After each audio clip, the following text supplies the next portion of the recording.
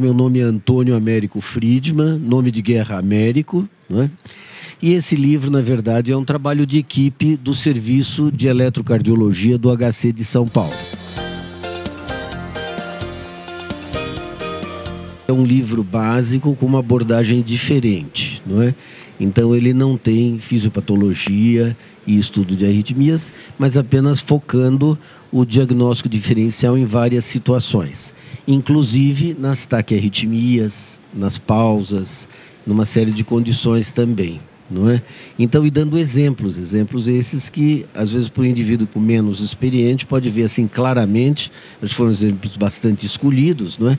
Em que ele pode realmente caracterizar as diferenças. Posso falar uma coisa? Só para esclarecer, né? Desde 98 a gente recebe um monte de residente lá no serviço e a gente via que eles tinham umas dúvidas e sempre perguntava para a gente, pegava um eletro, olhava, por que está o QRS para frente? Está positivo em V1 e tal. Então a gente pegava e discutia com eles todas as diagnósticos diferenciais do QRS para frente. Tinha gente que ficava em dúvida, trazia o eletro para a gente, esse QRS de um paciente está para a direita. Por que ele está para a direita, né? Então a gente fazia o diagnóstico diferencial com eles, é uma coisa que a gente via que os residentes gostavam bastante, né? Então a gente resolveu focar um tipo de um atlas, um livro com todos os diagnósticos diferenciais. Isso, então tem uma série de nomeações dessa maneira, né? QRS para a direita, para frente, para a esquerda, causas de QRS alargadas, todas as causas, foi nesse enfoque, né? Eu acho que o doutor Américo ele foi muito modesto dizer que ele é básico. Ele pode ser básico nos temas, mas como o doutor Zé acabou de falar, ele tem essa característica de fazer o que a pessoa está procurando, o que o profissional está procurando. Então ele vai, quando a gente vê um diagnóstico, a gente não adianta saber aquele diagnóstico do ponto de vista básico, você tem que fazer os diferenciais.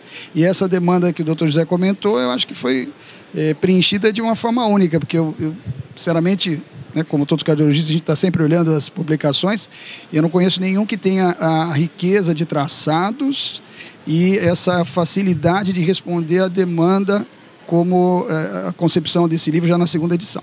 Eu acho que esse livro daqui é mais uma etapa 2, para quem já entende, já tem uma noção de eletro, já interpreta eletro, não é? Então tem a oportunidade de encontrar, não é, os traçados, até traçados raros, situações incomuns, não é, que na maioria das vezes não vê, não é, nos livros como só uma referência no texto, compreende? Então é a apresentação do traçado e, claro, evidentemente, a descrição das alterações no livro, né? Mas não tem como cunho assim ensinar a interpretação ou treinar a interpretação do eletrocardiograma, entende? Mas apenas de fornecer material, não é? E nessa edição aqui eu acrescentei, ao fim de cada capítulo, uma nova ideia. Teste seu conhecimento, uma nova seção, com uma série de exemplos, não é? De diferentes condições, onde numa página você pode encontrar e treinar, não é? Isso é interessante, porque existe um trabalho também do New England de anos atrás, que todas as aulas de eletrocardiografia nossas e do INCOR a gente mostrava, não é? Mas também não era uma qualidade boa. Por exemplo, o diagnóstico diferencial do supradesnivelamento de ST, uma coisa que é sempre polêmica, não é? E então mostrava. Então nós temos aqui também, mas com exemplos assim bem traçados de boa qualidade, não é? E que alguém olhando, então já pode ter numa página assim todas as possibilidades. Por exemplo, nós damos um exemplar lá no pronto-socorro, lá do Hospital das Clínicas mesmo, e conversamos com os residentes, praticamente todos eles passam com a gente, né? Então nós deixamos lá no pronto-socorro, doamos um exemplar e orientamos eles a olhar no eletro a alteração mais característica, mais importante. E aí procurar no livro, que serve como se fosse um atlas, né? A alteração mais relevante e fazer o diagnóstico diferencial, né? Superdesnivelamento, qual seria a causa. Como a gente tem como base todos os exemplos assim, com boa qualidade do traçado, é mais fácil, né, de fazer o diagnóstico diferencial em relação ao que eles encontram no dia a dia. Então, eu só queria mostrar que, além dos traçados de página inteira que a gente mostra, né? Então, nós temos uma página com todos os tipos de diagnóstico diferencial, por exemplo, das taquicardias supraventriculares, como vocês estão vendo aqui, onde, olhando de traçado para traçado, a gente pode perceber as diferenças entre umas e outras, compreende? Não é? Esse livro daqui nós ficamos muito satisfeitos porque ele foi lançado em 2006 no Congresso de Recife e naquele ano foi o livro de cardiologia mais vendido no Congresso, não é? Então foi uma gratificação para a gente muito grande, entende? Então eu acho que deve ter, entre médicos, estudantes e outros, não é? Deve ter atingido o seu objetivo. Existem mais 2 publicações do nosso serviço e essas sim são talvez com esse conteúdo mais básico, né? Uma já de 1999, se não me falha a memória, e outra um pouquinho mais recente, um upgrade. Esse talvez preencha a pergunta que foi feita. Ele é mais texto. Esse aqui, como disse o doutor Américo, é mais rápido, para a pessoa que já está, né, mais afeita ao tema. Mas, de todo modo, ela é sempre interessante, mesmo para quem ainda está começando a ter contato, porque a imagem é tudo no eletro, né?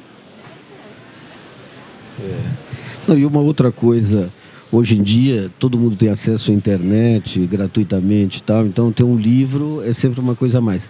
Mas com a evolução das gráficas e tudo mais, e principalmente na editora Manolio, a qualidade é tão boa, sabe? Que até dá gosto a gente ler e folhear, na verdade, e procurar exemplos, não é? Ao contrário dos livros de eletrocardiograma mais antigos, que punham aquela fotografia daquele eletro, sabe? Aqueles HPs antigos, Sanborn, e, não é? Que parece do tempo do Eindhoven, né?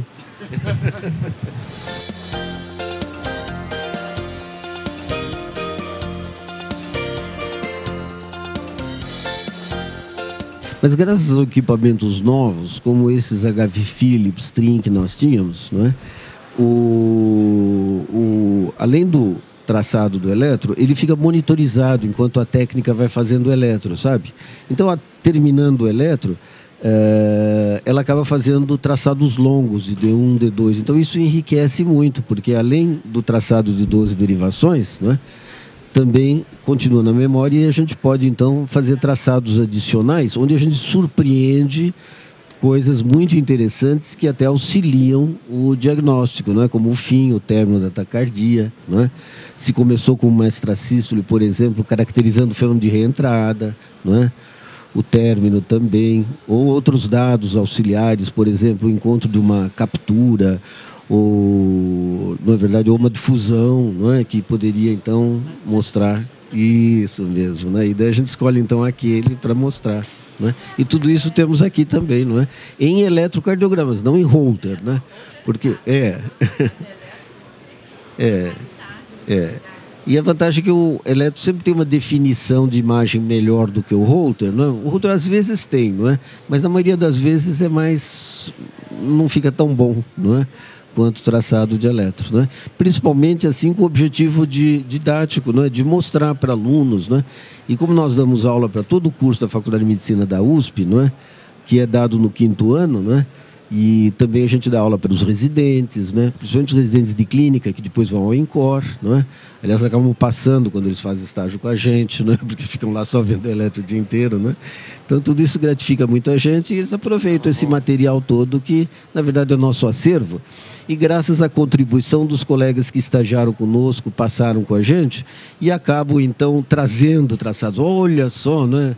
E daí, nós aproveitamos para publicar, né?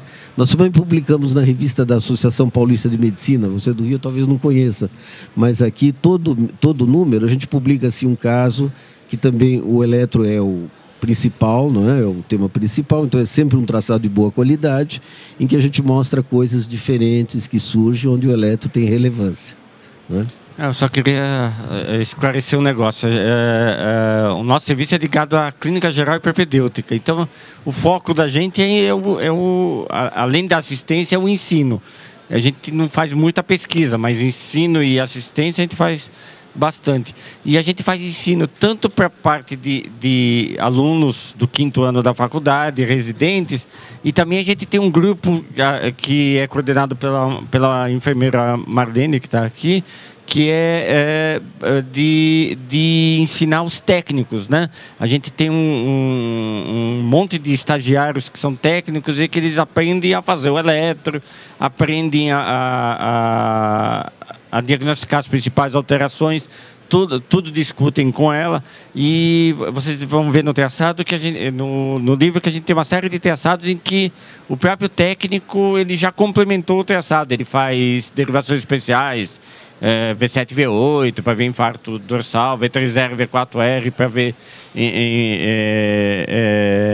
infarto de ventrículo direito, ou elas conseguem diferenciar também o paciente quando ele tem destrocardia ou destroposição, ele já faz as derivações especiais também, né? Quer comentar sobre esse serviço? Não, eu acho que assim, o doutor Américo e o doutor José já falaram tudo, mas assim, só para reenfatizar, o pessoal que acaba passando conosco adquire o hábito de procurar exatamente isso. E, inclusive, muitos alunos, às vezes, quem dá a dica para o pessoal de enfermagem, né? Principalmente aquelas piadinhas quando na ginecologia, na ortopedia, às vezes a enfermagem fala, nossa, doutor, você não quer ver isso aqui? De tão treinado que elas estão, né? Mas acontece isso. E o que você comentou das tiras de ritmo, né? A possibilidade de tira de ritmo, eu acho que isso daí é, inclusive, a orientação para os técnicos, como já foi comentado. E quando um colega residente, ou ainda quase colega, né, que está terminando o curso, ele identifica alguma coisa assim, ele tem a oportunidade de fazer um traçado que a gente pode aproveitar para uma publicação. Eu próprio não dou mais plantão de PS, mas há 10 anos atrás flagrei um ataque à arritmia por macro-reentrada, que o doutor Américo lembra até hoje, num plantão, depois até encaminhei a paciente por INCOR, e deu para pegar exatamente a entrada com a extracístole e a saída na extracístole, quer dizer, mostrando a reentrada, ficou fantástico. Eu acho que isso justifica aqueles termos que se colocam lá no Hospital das Clínicas, né, procurar, né, como meta ser um serviço de excelência. Então é você ter esse capricho, esse cuidado, não fazer a coisa apenas no sentido produção. E a vantagem de trabalhar num hospital geral e não só cardiológico é que nós temos assim uma riqueza de traçados assim que poucos têm. Por exemplo, de tromboembolismo pulmonar temos muitos, de hiperpotassemia, até hiperpotassemia simulando, por exemplo, infarto agudo do miocárdio com supra-DST importante, simulando taquicardia ventricular num paciente hemodinamicamente instável, taquicárdico, sem onda P com QRS alargado, né? Que já recebeu choque inadvertido e desnecessário por conta disso. Então nós temos esses exemplos assim ímpares, não é verdade, né? Todos de boa qualidade e que a gente vai então fazendo um acervo cada vez mais, não é? E esse acervo foi colocado no livro e foi atualizado também agora, não é? Para que a gente possa usar, e usamos assim em aula, é bastante gratificante isso, interessante, não é? Bom, eles mandaram umas listas de perguntas que foram coletadas pela internet, não é? E foram distribuídas para os vários autores de livros aqui, e as de eletrocardiograma estão aqui, e eu vou até citar algumas mais importantes. Por exemplo, pergunta número 4, né? Causas não coronárias de supra-DST. Então, no nosso livro, nós temos 10 causas, pelo menos, não é? De supradesnivelamento. O pericardite, que é a segunda causa, e às vezes pode ser difícil, né? Nós temos temos pelo menos um caso que eu me lembro de um paciente com supra-DST que não foi valorizado o infradesnivelamento do PR, né? E acabou recebendo um cateterismo desnecessário porque era uma pericardite, né? Então é interessante chamar a atenção disso, né? E vários outros supradesnivelamentos de causas diversas, né? Desde secundário a sobrecargas, bloqueios de ramo, até por doenças assim relevantes, repolarização precoce em normais, né? Até síndrome de Brugada, etc. Né? Também as pessoas se interessam aqui muito pela presença de bloqueio de ramo. Né? E uma pergunta aqui interessante, qual o significado do bloqueio de ramo gerado no teste ergométrico? Você quer responder, José? Nós somos 4 na equipe, pelo menos 3 fazem teste ergométrico, a gente tem Holter, lá tem, né, vários métodos, Eu sou um dos colegas que faz o teste ergométrico e, como é sabido, o bloqueio de ramo não é uma coisa comum, né? Pelo menos quando a gente pega a literatura, menos de 0,5% dos casos a gente encontra bloqueio de ramo. Mas toda vez, e até porque o método é focado no diagnóstico, né, de doença obstrutiva de origem coronariana, quando aparece o bloqueio do ramo, a gente pensa, porque ele é fortemente ligado, né, principalmente quando ele é esforço induzido, né, e particularmente quando é bloqueio de ramo esquerdo, né, porque existe uma dupla perfusão. Então, se ocorre o bloqueio de ramo, é para a gente imaginar que pode realmente haver uma implicação vascular, né? Uma deficiência de fluxo. A gente já teve oportunidade, apesar de ser incomum, de pegar pelo menos uns 2 casos, que eu me lembro assim rapidamente lá no setor, e mesmo no outro setor que eu trabalho dentro da medicina esportiva, num atleta, né? Um atleta que já até saiu na mídia aí, um jogador do Palmeiras, disseram que eu fiz de propósito porque eu sou São Paulino, mas o que eu posso fazer? Se ele apareceu um bloqueio de ramo esquerdo, ele teve que interromper, depois ele fez estudos, ficou afastado um tempo, até o Dr. Nabil depois acompanhou também. Então, normalmente quando a gente pega bloqueio de ramo direito ou esquerdo, e mesmo BDAS, né, a gente tem que pensar na possibilidade de ter realmente a isquemia associada.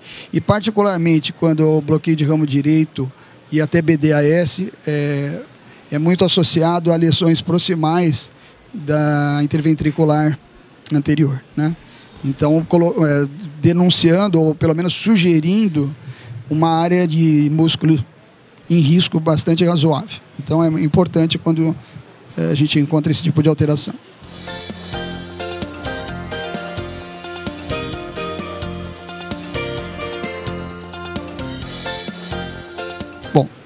Graças a Deus nunca aconteceu comigo.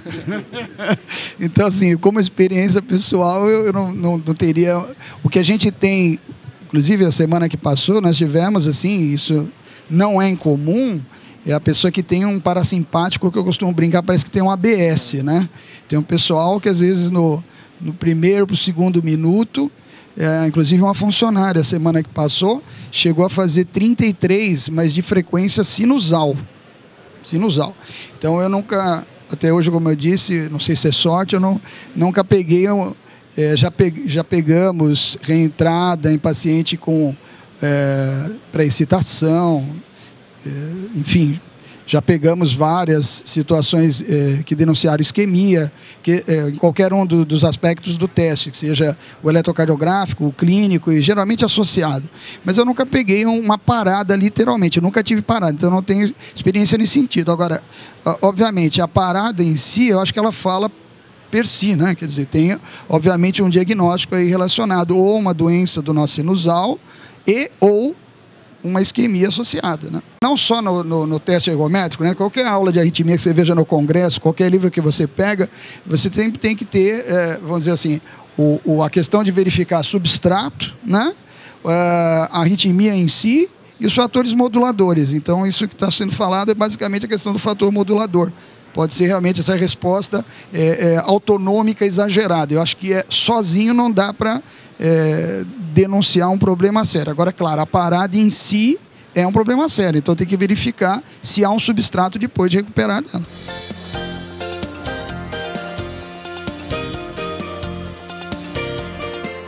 A sequência habitual para você investigar, claro, veja, eu não vou pedir necessariamente... se é essa pergunta, uma cinecoronariografia, um estudo hemodinâmico, né?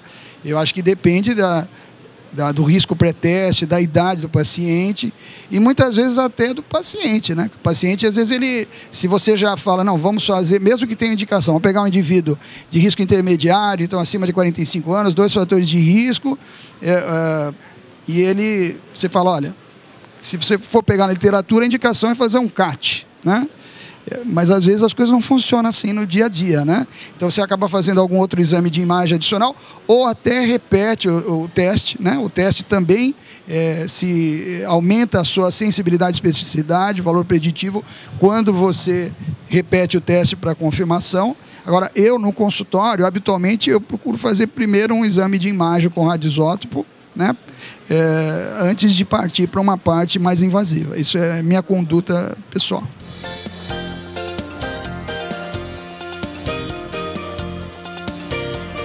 O BRD intermitente, ele pode ser até fisiológico num coração estruturalmente normal, né? Principalmente em situações em que a frequência cardíaca aumenta, né? E como o ramo direito do feixe diz, tem um período refratário mais longo, tá certo? Então pode ser uma expressão fisiológica até normal. Já o bloqueio do ramo esquerdo tem um valor prognóstico muito pior e, na maioria das vezes, é um marcador, não é, de uma cardiopatia subjacente, cardiopatia estrutural, não é? E quem apresenta BRE intermitente acaba tendo um BRE permanente com o correr do tempo, não é?